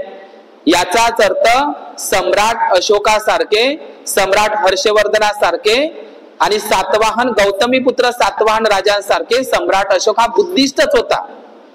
बौद्ध सम्राट अशोकाप्रमाणेच त्यानं सुद्धा राज्यकारभार चालवला होता. म्हणूनच तर संभाजी महाराजांची आणि शिवाजी महाराजांची ब्राह्मण पेशव्यांनीच हत्या केली. संभाजी महाराजांनी बुद्धभूषण नावाचा ग्रंथच लिहिला संस्कृत मध्ये, म्हणून त्याची हत्या केली. समजलं का? म्हणून या महाराष्ट्रामध्ये जिथं जिथं गड किल्ले आहेत, तुम्ही कुठेही पहा, नाणेघाट, बोरघाट आणि थलघाट हे व्यापारी मार्ग होते. आजही ते सह्याद्रीच्या कुशीमध्ये दिसते. नाणेघाट, बोरघाट आणि थलघाट या तीनही महामार्गावर बौद्ध लेण्या आहे आणि तिथे त्या तीनही महामार्गावर गड किल्ले आहे शिवाजीचे. आता बोरघाट कशाला म्हणायचं? तर तो लोणावळ्याचा परिसर आहे, तो बोरघाट होता प्राचीन काळातला. आणि नाणेघाट म्हणजे जुन्नर शिवनेरी, आणि थलघाट म्हणजे आजचं जे कसारा घाट आहे का नाही, कसारा घाट ज्याला आपण कल्याण पर्यंत म्हणतो मुंबईचा, तर या ठिकाणीच तुम्हाला बौद्ध लेण्या दिसतात. आलं का लक्षात तुम्हाला? तर शिवाजी महाराजांच्या कालखंडामध्ये बौद्ध लेण्या सुरक्षित होत्या, पण पेशव्यांच्या काळामध्ये बौद्ध लेण्यांवर अतिक्रमण झालेलं आहे. बुद्ध विहारांवर तर म्हणजे 84,000 बुद्ध विहारावर अतिक्रमण केलंच ब्राह्मणांनी, पण बौद्ध लेण्यांवर सुद्धा काय केलेलं आहे? अतिक्रमण केलेलं आहे. लक्षात आलं का तुमच्या? तर या महाराष्ट्रामधली पहिली बुद्ध लेणी कोणती आहे ते मी सांगतो. तर या महाराष्ट्रातली पहिली बुद्ध लेणी आहे वेरूळच्या बुद्ध लेणी पासून 50 किलोमीटर अंतरावर कन्नड तालुक्यामध्ये औरंगाबाद जिल्ह्यामध्ये ती लेणी म्हणजे पितळखोरा बुद्ध लेणी. फार लोक अजिंठा आणि वेरूळच्या बुद्ध लेण्यांना भेट देतात, पण पितळखोऱ्याच्या बुद्ध लेणींना भेट देत नाही. या महाराष्ट्र राज्यातील पहिल्या बुद्ध लेण्या, सगळ्यात जुन्या बुद्ध लेण्या कोणत्या आहे? पितळखोरा. आता त्याला पितळ काय म्हणतात? पीत म्हणजे पिवळं होत असते. भिक्षूंच्या चिवराचा कलर कसा असतो? पिवळा. त्याला पितांबर म्हणतात. पीत म्हणजे पिवळं, म्हणजे पिवळं चिवर घालून असलेल्या भिक्खूंचा खोरा, दरी खोरा म्हणतो ना आपण, त्या दरी खोऱ्यामध्ये पीत म्हणजे काय? पिवळं चिवर घातलेल्या भिक्खू संघाची ती दरी खोरी म्हणजेच पितळखोरा होय. ग्रीकचा जो गणितज्ञ आहे टॉलेमी यानं त्या पितळखोरा लेणीला भेट दिली आहे. त्या सुंदर बुद्ध लेणी आहे, जे आज महालक्ष्मी म्हणून पूजल्या जाते का नाही, महालक्ष्मी म्हणून. ती बुद्धाची आईच आहे महामाया. हिचं जे शिल्प आहे सध्या ते मुंबईला शिवाजी महाराजांच्या संग्रहालयामध्ये ठेवलं, तिथंच आहे ते पितळखोराचं तुटलेलं. आणि या महाराष्ट्रामधली दुसरी जुनी बुद्ध लेणी आहे जीवदानी बुद्ध लेणी. ही विरार मुंबईला आहे, तिथं तर जीवदानी देवीच बसवल्या. ती बुद्ध लेणी तुम्हाला दिसणारच नाही. विरारला आहे सोपाऱ्यापाशी. कोणती? जीवदानी बुद्ध लेणी. ही दुसरी बुद्ध लेणी आहे या महाराष्ट्रातील सगळ्यात जुनी. तिथं पूर्णच अतिक्रमण केलंय, तुम्हाला ओळखता येणार नाही. समजलं का? जीवदानी बुद्ध लेणी मुंबई. आणि तिसरी बुद्ध लेणी आहे या महाराष्ट्रामधली, लक्षात घ्या, ती म्हणजे भाजेची बुद्ध लेणी, जी लोणावळ्यामध्ये आहे कारल्याला. मी तुम्हाला हा इतिहास याच्यासाठी सांगत आहो की तो तुम्हाला माहित असावा. आणि 4थ्या नंबरची बुद्ध लेणी आहे कार्ला बुद्ध लेणी, कोंडाणे बुद्ध लेणी. तर ह्या महाराष्ट्रामधल्या बुद्ध लेणी आहे. मला हेही सांगायचं आहे की या बुद्ध लेण्यांचं खोदकाम कोणी कोणी केलं, तर महाराष्ट्रामध्ये ज्या काही बौद्ध लेण्या आहे, या बौद्ध लेण्या जे सातवाहन बौद्ध राज्य आहे, या सातवाहन बौद्ध राज्यांनी बौद्ध लेण्यांचं खोदकाम केलेलं आहे. नीट लक्ष द्यायचं आहे. सातवाहन बौद्ध राजे, सातवाहन बौद्ध राजांनी या महाराष्ट्रातीलच नाही तर महाराष्ट्राच्या बाहेर गुजरात मध्ये सुद्धा सातवाहन सम्राटांनी बौद्ध राजांनी बुद्ध लेण्याचं खोदकाम केलेलं आहे. म्हणजे सर्वात जास्त बुद्ध लेण्या जर कोणी खोदल्या असेल महाराष्ट्र आणि महाराष्ट्राच्या बाहेर तर ते सातवाहन बौद्ध राजांनी लक्षात घ्यायचं आहे. सातवाहन आपण जाता जाता फक्त सातवाहनाचंच नाव सांगतो, पण जे महाक्षत्रप राजे आहे, महाक्षत्रपाहून क्षत्रप आणि क्षत्रपती हे शब्द तयार झालेले आहे. तर महाराष्ट्रामध्ये सातवाहनांच्या नंतर क्षत्रप राजांनी सुद्धा बौद्ध लेण्या कोरलेल्या आहे. सातवाहनांच्या नंतर क्षत्रप आणि तिसरा क्रमांक लागतो या बौद्ध लेण्या महाराष्ट्रामध्ये कोरल्या त्या म्हणजे वाकाटक बौद्ध राजवंश. वाकाटक. तिसरा आहे त्रैकुटक बौद्ध राजवंश, यांनी सुद्धा महाराष्ट्रातल्या बौद्ध लेण्या कोरलेल्या आहे. आणि शिलाहार, ज्या शेलार आडनाव आहे का नाही, तर शिलाहार बौद्ध राजे यांनी सुद्धा बौद्ध लेण्यांमध्ये योगदान दिलेलं आहे महाराष्ट्रामध्ये. काही कंबोज राजांनी, काही चुटू राजवंश किंवा सालंक याना किंवा विष्णू कौंडिन्य आणि आभीर, आभीर म्हणजे काय तर आजचे यादव लोक, यादव लोकांनी सुद्धा ज्या त्रिरश्मीच्या नाशिकच्या बुद्ध लेण्या आहे, आभीर राजा ईश्वरसेन यांनी सुद्धा या यादव लोकांनी सुद्धा बौद्ध लेण्यांमध्ये योगदान दिलेलं आहे. नंतरच्या काळामध्ये राष्ट्रकूट असेल, चालुक्य असेल, शिलाहार असेल, यांनी सुद्धा बौद्ध लेण्यांमध्ये खोदकाम केलेलं आहे. लक्षात घ्या. जो देवगिरीचा किल्ला म्हणतात का नाही, दौलताबादचा किल्ला, वेटिंग फॉर ए विजा, या ग्रंथामध्ये डॉक्टर बाबासाहेब आंबेडकर दौलताबादच्या किल्ल्याला भेटीला गेले होते. मुस्लिम लोकांनी बाबासाहेबांचा अपमान केला होता दौलताबाद किल्ल्याला. दौलताबाद किल्ला नसून त्या बौद्ध लेण्या आहे. समजलं का? त्या बौद्ध लेण्यांवरच दौलताबादचा किल्ला निर्माण करण्यात आला आहे. दौलताबादचा किल्ला नसून त्या देवगिरीच्या बुद्ध लेण्या आहे, लक्षात घेतलं पाहिजे. तर महाराष्ट्रामध्ये जेवढ्या काही बौद्ध लेण्या आहेत, सातवाहन क्षत्रपांनी तर कोरलेल्या आहे. महाराष्ट्रामध्ये ज्या बौद्ध लेण्या आहेत त्या सह्याद्री पर्वतामध्ये आहे आणि लोणावळा पर्वतामध्ये. लोणावळा लेण्यांचं वलय ज्या ठिकाणी जास्त आहे म्हणून त्याला लोणावळा म्हणतात, लक्षात घ्या. तर बेसॉल्ट म्हणजे काळ्या दगडामध्ये आहे. तर या महाराष्ट्रामध्ये अजिंठाची लेणी आपण पाहिली आहे, जगप्रसिद्ध सगळ्यात सुंदर बुद्ध लेणी आहे अजिंठा बुद्ध लेणी. त्यानंतर वेरूळ किंवा त्याला एलोरा बुद्ध लेणी म्हणतात, वेरूळच्या बुद्ध लेण्या. त्या ठिकाणी कैलास बुद्ध लेणी आहे. कैलास बुद्ध लेणी ही हिंदूंची बुद्ध लेणी नाही. वेरूळच्या बुद्ध लेण्या फक्त जैनांच्या आहे आणि बौद्धांच्या आहे, हिंदूंच्या बौद्ध लेण्याच नाही. कैलास लेणी ही वज्रे आणि बुद्धिस्ट लेणी आहे. कारण वेरूळच्या बुद्ध लेणीची सुरुवात बुद्धाच्या लेण्यापासून सुरुवात होते. पहिल्या क्रमांकाची लेणी बुद्धाचीच आहे, म्हणजे पहिल्या बुद्धाची आहे. आणि ज्या मधामध्ये कैलास लेणी म्हणून जे अपप्रचार करून राहिले काही ब्राह्मण हिंदू लोक, त्या कैलासच्या लेण्या नाही. त्या ठिकाणी हिनयान, महायान आणि ज्या ठिकाणी कैलास लेणी आहे ती कोणती लेणी आहे? वज्रयान बौद्ध शाखा, शाक्त संप्रदायाची. त्या ठिकाणी तुम्हाला 4 हात 10 हात दिसते म्हणून समजायचं नाही. नरसिंह आहे, वराह आहे, या वज्रयान शाखाच्या शिल्पकला आहे. ती कैलास लेणी हिंदूंची लेणी नाही. डॉक्टर बाबासाहेब आंबेडकरांनी वेरूळच्या बुद्ध लेणीला भेट दिली होती. औरंगाबादचं मिलिंद कॉलेज बांधत असताना अजिंठा वेरूळला, पैठणला भेट दिली होती.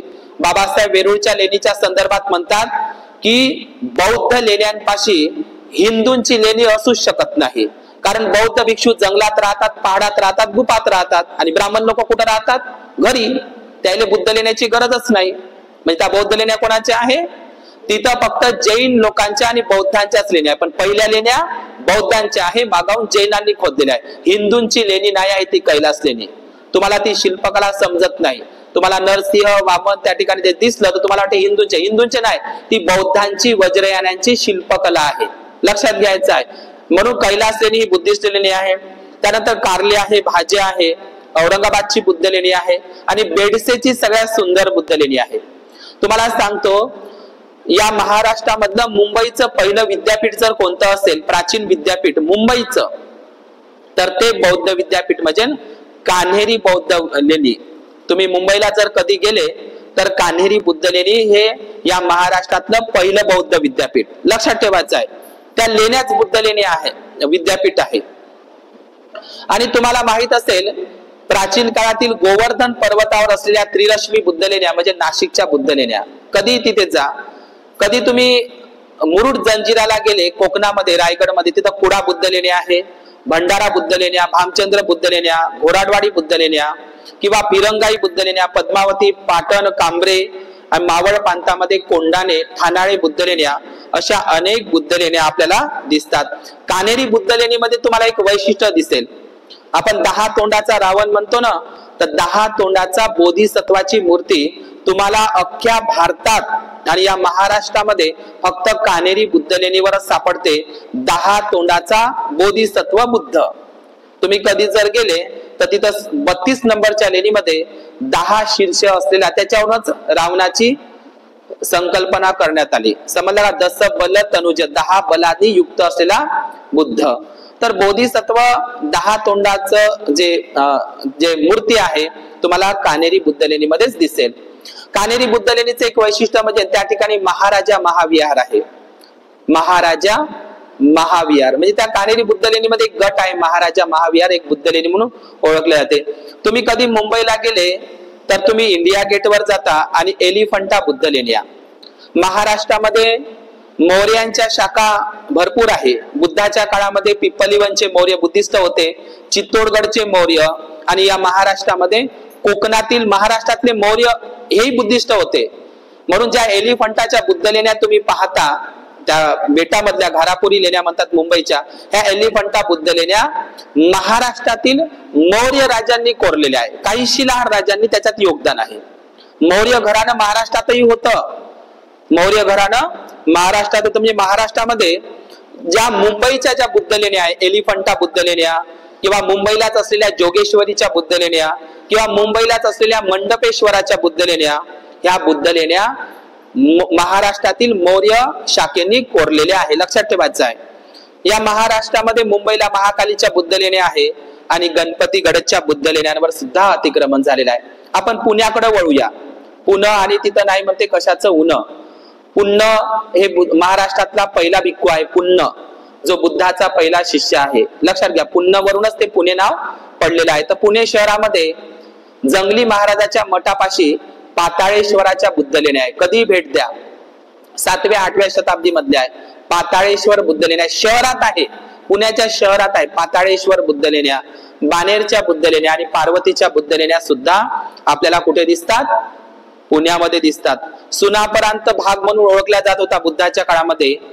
म्हणजे माता रमाईच्या जन्मगावापासून, वनंद गावापासून 30 किलोमीटर अंतरावर हिनयान, महायान आणि वज्रयान शाखेच्या पन्हाळे काजी बुद्ध लेण्या सुद्धा आपण पाहू शकता. आणि मगाशी मी जे तुम्हाला सांगितलं जाता जाता म्हणून सांगतो, सगळ्यात जास्त या महाराष्ट्रामध्ये बुद्ध लेण्या कुठं आहे? शिवनेरीला, जुन्नरला. लक्षात घ्या. आणि त्या ठिकाणी लेण्याद्री बुद्ध लेणी आहे 7 नंबरची शिवनेरी किल्ल्यावर. त्या लेण्याद्री बुद्ध लेणीमध्ये 7 नंबरची बुद्ध लेणी, सगळ्यात मोठी बुद्ध लेणी शिवनेरीची, त्या ठिकाणी ब्राह्मण पेशव्यांनी अष्टविनायक गणपती बसवलेला आहे. आणि या जुन्नर या शिवनेरीचे एक वैशिष्ट्य आहे. भिक्खुनी जी होती शिवनेरीला, शिवपालनिका नावाची एक भिक्खुनी होती आणि नागनिका नावाची एक बौद्ध राणीचं शासन सुद्धा त्या नाणेघाटला शिवनेरीला होतं. महाराष्ट्राची, या भारतातील, या जगातील पहिली महिला शास्त्रिका नागनिका आहे. आणि या महाराष्ट्रातील सातवाहन काळातील शिवनेरीला राहायची भिक्खुनी संघ होता. तिथं कुठं? शिवपालनिका नावाची भिक्खुनी शिवनेरीला राहायची, त्या लेण्यांवर राहायची. आता महाराष्ट्रामध्ये आपण ओढूया लोणावळ्याकडे. कारल्याला बुद्ध लेणी आहे. जगातील सगळ्यात मोठं चैत्यालय आहे कारला एकविरा, कोलीय वंशाची एकविरा महामाया. तर तिथं सुद्धा काय झालेलं आहे? अतिक्रमण झालेलं आहे. म्हणजे कारला बुद्ध लेणी ही सगळ्यात मोठी बुद्ध लेणी आहे. पण पुण्याच्या लोकांचं दुर्भाग्य आहे की त्या विदर्भात जर त्या बुद्ध लेण्या असत्या तर आपण अतिक्रमण होऊ दिलं नसतं. पण पुणे आणि मुंबईच्या परिसरातील लोकांनी पूर्ण बुद्ध लेण्यांवर अतिक्रमण, आपणही त्या बुद्ध लेण्यांवर जाणं सोडून दिलं. बौद्ध लोकांनी पौर्णिमेला जात नाही म्हणून त्या लोकांनी देवी देवता त्या बुद्ध लेण्यांमध्ये बसवलेले आहे. तर या महाराष्ट्रामध्ये हिनयान, महायान आणि वज्रयान अशा 3 प्रकारच्या बौद्ध शाखांच्या लेण्या आहे. वेरूळची लेणी ही वज्रयान बुद्ध लेणी आहे किंवा शाक्त परंपरेतली बुद्ध लेणी आहे. एलिफंटा, पाताळेश्वर, मंडपेश्वर, जोगेश्वरी, पन्हाळे काजी, औरंगाबाद किंवा खरोसा लातूरची बुद्ध लेणी, हरिश्चंद्रगडची बुद्ध लेणी, भोकरदन जालन्याची बुद्ध लेणी आणि ढोकेश्वर अहिल्यानगरची बुद्ध लेणी, ह्या वज्रयानी बुद्ध लेण्या आहे महाराष्ट्रामधल्या.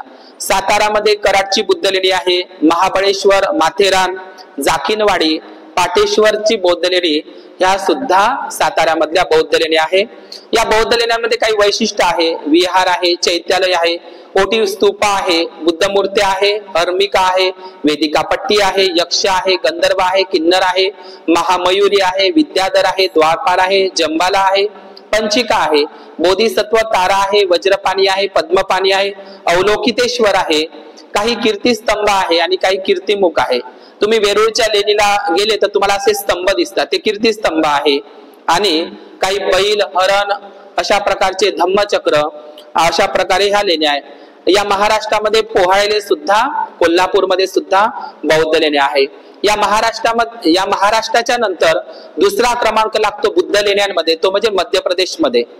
मध्य प्रदेशमध्ये बागच्या बौद्ध लेण्या आहे, धर्मराजेश्वर बुद्ध लेणी आहे, बांधवगड आहे, उदयगिरी आहे, पोला डोंगर आहे, माडा आहे, लोहानी आहे, नागद्वार पचमडी आहे किंवा सालबर्डीच्या किंवा उज्जैनला भृतुहरीच्या बुद्ध लेण्या आहे. तर या मध्य प्रदेश हा दुसरा क्रमांक लागतो बौद्ध लेण्यांमध्ये. गुजरातचा तिसरा क्रमांक लागतो बौद्ध लेण्यांमध्ये. गुजरातला सुद्धा सातवाहन आणि क्षत्रपांनी बौद्ध लेण्या खोदलेल्या आहेत. त्यापैकी गुजरात मधली सगळ्यात मोठी बौद्ध लेणी सानावाकिया, काठियावाडी, तलाजा, तारंगा, केडिया डोंगर, गिरनार, जुनागड, जेजुरीधर, ढाक, भीमोरा, खंबालिंदा आणि सोमनाथ वेरावळ या ठिकाणी सुद्धा गुजरातला तिसरा क्रमांक लागतो भारतामध्ये बौद्ध लेण्यांमध्ये. आंध्र प्रदेशामध्ये सुद्धा भरपूर साऱ्या बौद्ध लेण्या आहे. आंध्र प्रदेश आणि तेलंगणा, साऊथ इंडियामध्ये गुंटूपल्ली आहे, भैरव कोंडा आहे, बोजान कोंडा, तोतली कोंडा, उंडावली, मोगलराजपुरम, अक्काना मंडाना आणि लिंगाला कोंडा अशा बौद्ध लेण्या आहे. प्राचीन काळामध्ये कलिंग देश म्हणून ज्याला ओळखलं जातं, सध्याला त्याला ओरिसा म्हणतात. कोणार्क मंदिर हे प्राचीन काळातलं बौद्ध विहारच आहे, जे 10च्या नोटीवर आहे. तर या कलिंग देशामध्ये ओडिसाला सुद्धा बौद्ध लेण्या आहे. उदयगिरी, रत्नागिरी, हातीगुंफा बुद्ध लेण्या आणि पुष्पगिरी बुद्ध लेण्या ह्या ओडिसाला आपल्याला सापडतात. मग राहिला उत्तर भारतामधला उत्तर प्रदेश, ज्याला आपण युपी म्हणतो का नाही. मी जाता जाता म्हणून सांगतो, या ठिकाणी थांबतो की उत्तर प्रदेशामध्ये फक्त एकच बुद्ध लेणी आहे. पूर्ण उत्तर प्रदेशामध्ये एकच बुद्ध लेणी आहे. ती बुद्ध लेणी म्हणजे ललितपूर देवगडची बुद्ध लेणी. तामिळनाडूला सुद्धा बुद्ध लेणी आहे. महाबलीपुरम जे आपण म्हणतो का नाही, महाबलीपुरम ह्या ज्या बौद्ध लेण्या आहेत तामिळनाडूमध्ये, ज्या पल्लव राजवंशांनी कोरलेल्या आहेत. पल्लव राजे बौद्ध राजे आहे. पल्लव राजे बौद्ध राजे लक्षात ठेवायचं. पल्लव राजवंशाचा एक बौद्ध भिक्खू होता, ज्यांनी मार्शल आर्ट, कराटे विकसित केले. चायनामध्ये गेला. त्याचं नाव काय आहे? बोधिधर्मन. हा बोधिधर्मन नावाचा भिक्खू हा भारतातलाच आहे, पण तो पल्लव राजवंशाचा आहे. पल्लव राजवंश बुद्धिस्ट राजवंश आहे. जे महाबलीपुरम आहे ह्या बौद्ध लेण्या त्या बुद्धिस्ट लेण्या आहे, वज्रयानी, महायानी बुद्ध लेण्या. आणि या तामिळनाडूमध्येच काही जैनांच्या गुफा आहे. सित्तनवासल बौद्ध लेण्या, त्याच्यामध्ये सुद्धा काही पेंटिंग आहे. राजस्थानला सुद्धा काही बौद्ध लेण्या आहे. कोलवीच्या बुद्ध लेण्या, विराटनगरच्या बुद्ध लेण्या, काही विनायका बुद्ध लेण्या आणि अर्ना झरनाजी बुद्ध लेण्या ह्या तुम्हाला राजस्थानला दिसतात. पंजाबमध्ये काही बुद्ध लेण्या आहे का? तर पंजाबला फक्त एकाच ठिकाणी बुद्ध लेणी आहे, ती म्हणजे पठाणकोटला बुद्ध लेणी आहे.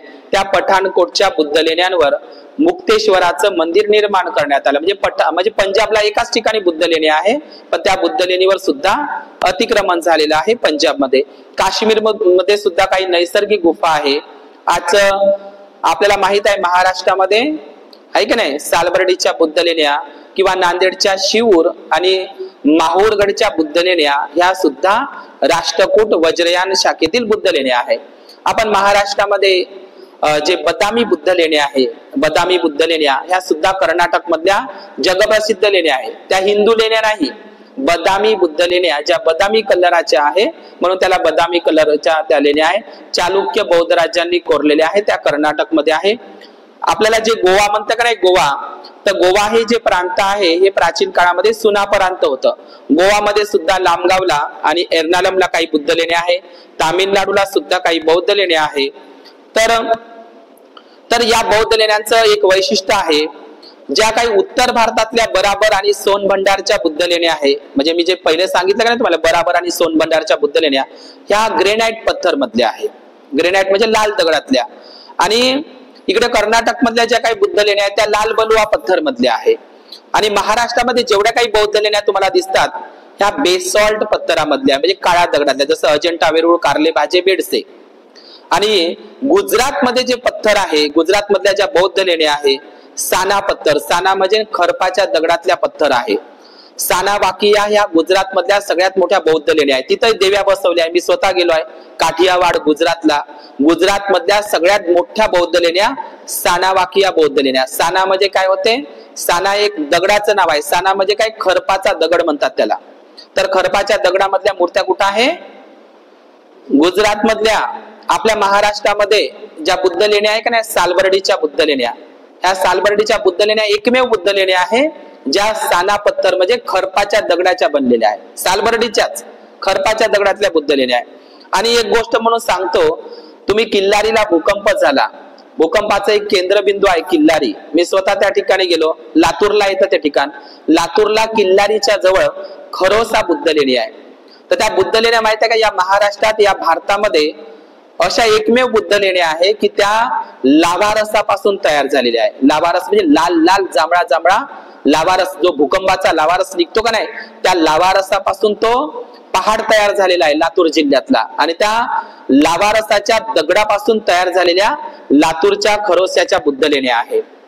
मी अलीकडेच ग्वालियरला गेलो. तिथं जो किल्ला आहे, ग्वालियरचा किल्ला मध्य प्रदेशातला, तो पूर्ण किल्ला साचीच्या शिल्पकलेवर आधारित आहे. चित्तोडगडचा किल्ला सुद्धा शिल्पकलेवर आधारित आहे.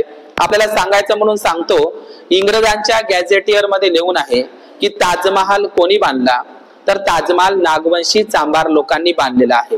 लक्षात घ्या, लाल किल्ला सुद्धा नाग लोकांनीच बांधलेला. इंग्रजांच्या डायरीमध्ये लिहून आहे, ब्राह्मणाचं काम नाही ते. आणि आपल्या भारतामध्ये काही, उत्तराखंड मध्ये पाताळेश्वराच्या काही नैसर्गिक गुफा आहे, आसाम मध्ये काही उनाकुटीच्या गुफा आहे. आणि तुम्हाला माहित असेल साची पासून, साचीला उदयगिरीच्या गुफा आहे. साचीला म्हणजे ना सम्राट अशोकाची जी महाराणी आहे विदिशा देवी, या विदिशा शहरामध्ये सुद्धा उदयगिरीच्या काही बौद्ध गुफा आहे. सारुमारू ठिकाण आहे एक मध्य प्रदेश मध्ये, तिथं पानगुडार या नावाच्या बौद्ध गुफा आहे. साची पासून आणि विदिशा पासून काही अंतरावर असलेल्या भीमबेटका, हे तुम्ही नाव ऐकलं असेल, काही त्या ठिकाणी शैल चित्र आहे आदिमानवाचे. या भीमबेटका बौद्ध नैसर्गिक गुफामध्ये सुद्धा भिक्खूंचा वर्षावास झालेला आहे. केवळ माणसाने निर्माण केलेलाच नाही, तर नैसर्गिक गुफांमध्ये सुद्धा बौद्ध भिक्खू वर्षावास करायचे, एवढं मला सांगायचं आहे. तर काही पेंटिंग असलेल्या बौद्ध गुफा सुद्धा या भारतामध्ये आहे, त्या मी सांगतो आणि थांबतो. बामियान याच्यामध्ये काही पेंटिंग सापडलेले आहे. महाराष्ट्रामध्ये अजिंठा आहे, वेरूळ आहे, पितळखोरा आहे, कान्हेरी आहे, कार्ला आहे, ठाणाळे आहे, बागच्या बुद्ध लेण्या किंवा पानगुडारिया, कोंडाणे, बेडसे, औरंगाबाद, घटोत्कच, धर्मराजेश्वर, सित्तनवासल, मुस्तांग, ललितपूर, देवगड, बांधवगड या ठिकाणी बुद्ध मूर्त्या तर आहेच आहे, पण बुद्धाचे पेंटिंग केलेले चित्र सुद्धा आहे. पेंटिंग असलेल्या गुफा आता मी जे नाव घेतलेले आहे. दुसरी गोष्ट, जे आपल्या सालबर्डी पासून काही भीमबेटका प्रमाणे धारूरला काही लेण्या आहे. तर या भारतामध्ये पातालेश्वर आहे, कुटुंबसर आहे, सिंगणपूर आहे, चित्रकूट आहे, ह्या नैसर्गिक गुफा सुद्धा आहे. आणि आपल्याला माहित आहे महाराष्ट्रामध्ये ताडोबाच्या जंगलामध्ये सुद्धा हजारो नैसर्गिक गुफा आहे. त्या नैसर्गिक गुफामध्ये स्वतः ज्ञानज्योती बंतेजी सुद्धा राहतात. प्राचीन काळामध्ये ताडोबाच्या जंगलामध्ये रामदिगीच्या त्या नैसर्गिक गुफामध्ये बौद्ध भिक्खूंनी वर्षावास केलेला आहे. आणि सगळ्यात महत्वाचं म्हणून सांगतो, आज जो भारतरत्न पुरस्कार दिला जातो राष्ट्रपती भवनामध्ये, बुद्ध मूर्तीच्या समोर जो भारतरत्न पुरस्कार दिला जातो, ही भारतरत्न पुरस्कार म्हणजे काय आहे? भारतरत्न पुरस्कार म्हणजे एक सोन्याचं पिंपळाचं पान आहे, त्याच्यावर 24 आऱ्याचं धम्मचक्र आहे किंवा त्याला अशोक चक्र म्हणतात. सोन्याचं पिंपळाचं पान, त्याच्यावर धम्मचक्र अशोक चक्र आहे, तेच प्रतीक म्हणून देते भारतरत्न म्हणून. हे भारतरत्न असलेली बुद्ध लेणी जर कुठं असेल तर जुन्नर शिवनेरीला आहे. लक्षात घ्या, त्या बुद्ध लेणीला सुलेमान टेकडी बुद्ध लेणी म्हणतात. म्हणजे भारतरत्न जे पुरस्कार आज दिल्या जाते ते प्रतिकृती, म्हणजे भारतरत्नाची प्रतिकृतीची जी बुद्ध लेणी आहे ती फक्त सुलेमान टेकडीला, जुन्नर शिवनेरीला तुम्हाला दिसतं. अत्यंत महत्वाची, भारतामध्ये अजिबात कुठेच ती लेणी दिसणार नाही, सुलेमान लेणीलाच ते भारतरत्न पुरस्काराची लेणी आहे. आणि या भारतामध्ये जी एलिफंटाची बुद्ध लेणी आहे, एलिफंटा बुद्ध लेणी अत्यंत महत्वाची बुद्ध लेणी आहे.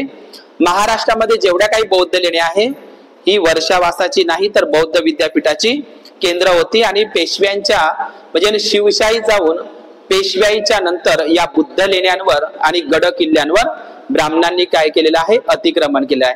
तुम्हाला माहित असेल भूषण गवाईचं ते खजुराहोचं मंदिर प्राचीन काळातलं वज्रे आणि तांत्रिक बुद्ध विहारच आहे. चोला राजे बुद्धिस्ट राजे आहे. सम्राट अशोकाच्या गिरनार शिलालेखवर चोला हे बुद्धिस्ट राजे होते. जैन बृहदेश्वर ऐरावतेश्वर हे बुद्ध विहार कोरलेले आहे. किंवा पल्लव राजे कांचीपुरम महाबलीपुरम किंवा चोलापुरम हे जे मंदिर आपल्याला दिसतात प्राचीन हे सगळे बुद्ध विहार आहेत चोला आणि बुद्धिस्ट राजवंशाने. महाराष्ट्रामध्ये महाक्षत्रप रुद्रदामन, महाक्षत्रप नहपान, महाक्षत्रप चित्त, महाक्षत्रप राजांनी सुद्धा बौद्ध गुफांचं निर्माण केलेलं आहे. आणि जाता जाता म्हणून एवढंच सांगतो की येशू ख्रिस्ताने सुद्धा काश्मीरच्या बौद्ध लेण्यांमध्ये सुद्धा त्यांनी मेडिटेशन केलेलं आहे. आणि आज जे आपल्याला तुम्हाला अमरनाथ आणि वैष्णोदेवीच्या गुफा दिसतात, ज्या दिसतात ना काश्मीरला अमरनाथ वैष्णोदेवीच्या गुफा, या सुद्धा प्राचीन काळातल्या नैसर्गिक गुफामध्ये बौद्ध भिक्खूंनी वर्षावास केलेला आहे. आता त्या ठिकाणी ते देवी देवता बसवले अमरनाथ आणि वैष्णोदेवी गुफामध्ये. तर याच बौद्ध गुफांच्या तर्जवर विदेशात सुद्धा बौद्ध गुफा निर्माण करण्यात आल्या, ज्याला श्रीलंकेमध्ये रावणाचा महाल म्हणते. रावणाचा आता पता नाही त्या श्रीलंकेमध्ये, रावण झालाच नाही तर त्या रावण महाल म्हणते. तर श्रीलंकेला सुद्धा सिगिरिया बौद्ध गुफा आहे, पण ते भारतातनच अनुकरण करून सिगिरिया बौद्ध गुफा निर्माण करण्यात आल्या. कुठे? श्रीलंकेला.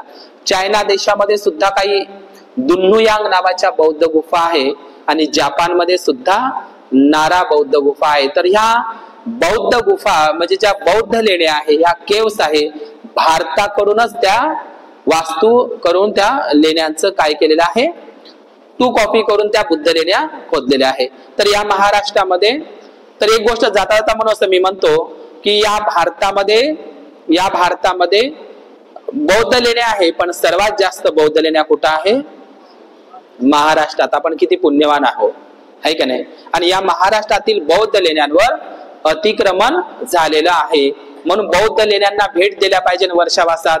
प्रत्येक पौर्णिमेला बुद्ध लेण्यांवर ज्या ज्या परिसरामध्ये बुद्ध लेण्या आहे, म्हणजे पुण्याच्या परिसरात, औरंगाबादच्या परिसरात, मुंबईच्या परिसरात, साताऱ्याच्या परिसरात, कोल्हापूरच्या परिसरामध्ये ज्या ज्या ठिकाणी किंवा आपल्या विदर्भात भद्रावती सालबर्डीच्या बुद्ध लेण्या किंवा मध्य प्रदेशमध्ये बाग धर्मशिवर किंवा नागद्वार पचमणीच्या बुद्ध लेण्या, त्या बाजूच्या त्या उपासक उपासिकांनी प्रत्येक पौर्णिमेला आणि वर्षावासामध्ये त्या बुद्ध लेणीवर जाऊन बुद्धवंदना घेतली तर ज्या काही लेण्या आहेत त्याच्यावर अतिक्रमण होणार नाही. आताच अजिंठा बुद्ध लेणीवर म्हणजे अजिंठा बुद्ध लेणीवर दिवाळीच्या एवढ्या सुट्ट्या असते, किती पैसा आहे तो अजिंठा वेरूळच्या बुद्ध लेणीवर, एवढ्या बुद्ध लेण्या आहे. त्या बुद्ध लेण्यांचा सगळा पैसा मंदिराला लावल्या जात आहे, समजलं का?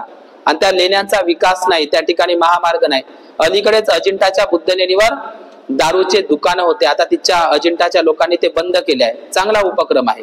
म्हणून महाराष्ट्रामध्ये जेवढ्या काही बुद्ध लेण्या आहे, म्हणजे आम्ही तुम्हाला हेच सांगत फिरतो की सम्राट अशोकाने बांधलेले 84,000 बुद्ध विहारावर तर कब्जे केले त्यानं, पण सातवाहन क्षत्रपांनी वाकाटकांनी बांधलेल्या सर्वच बौद्ध लेण्यांवर त्यांनी काय केलेले आहे, देवी देवता बसवलेले आहे. आणि ही सगळी प्लॅनिंग कोणाची आहे? ब्राह्मण पेशव्याची.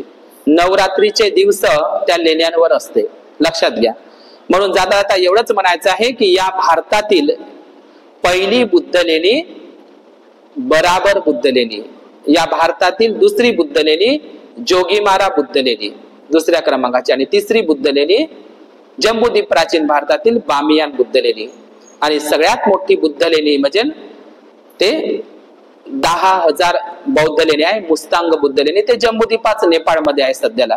म्हणून या महाराष्ट्रामध्ये अजिंठा, वेरूळ, घारापुरी, एलिफंटा, पाताळेश्वर ह्या सर्व बौद्ध लेण्या आपल्या प्राचीन बौद्ध राजांचा बौद्ध भिक्खू, भिक्खुनी, राजे, महाराजे, धनी, सेठ, सावकार, व्यापारी लोकांनी त्या बौद्ध लेण्या कोरलेल्या आहे. त्या बौद्ध लेण्यांचं जतन करणं आपलं काय आहे, कर्तव्य आहे. तो आपला चिरंतन वारसा आहे, त्याचं आपण काय केलं पाहिजे, रक्षण केलं पाहिजे. एवढंच मला आजच्या या ठिकाणी सांगायचं आहे. तर या प्राचीन भारताचा हा इतिहास बौद्ध लेण्यांचा, बौद्ध शिलालेखांचा, बौद्ध महाविहारांचा हा इतिहास या ठिकाणी थांबतो. भवतु सब्ब मंगल, भवतु सब्ब मंगल. नथी मे शरणं अय्यं बुद्धो मे शरणं वरं एतेन सच्च वज्जेन होतु मे जय मंगल. नथी मे शरणं अय्यं धम्मो संघो मे शरणं वरं एतेन सच्च वज्जेन होतु मे जय मंगल. सब्ब पापस्य अकरणं कुशलस्य उपसंपदा सचित्त परियोदपनं एतं बुद्धानं शासनं. साधु साधु सा बुद्धं नमामि धम्मं नमामि. ठीक है, आइए बंद कराए सुजाता, शिलाई बंद कर.